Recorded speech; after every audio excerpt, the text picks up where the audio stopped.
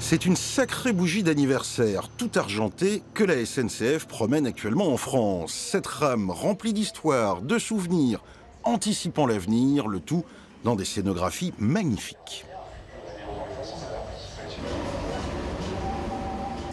Les visiteurs, dont de très nombreux anciens ou actuels de la maison, sont conquis.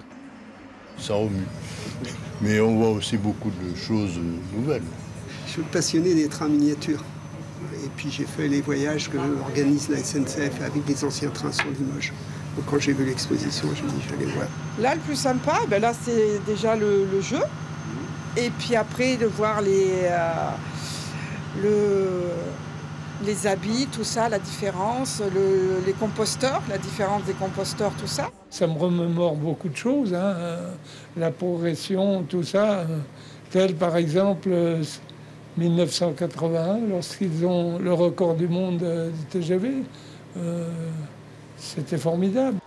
En parlant de grande vitesse, voilà peut-être, à Limoges en tout cas, le seul bémol de cette exposition nationale intitulée « Le train de l'innovation » et sous-titrée « De la vapeur au TGV du futur », ce qui fait un rien bizarre sur le parvis des Bénédictins. Oui, c'est vrai que c'est un gros regret pour moi et je pense aussi pour la région. Si, c'est très bizarre.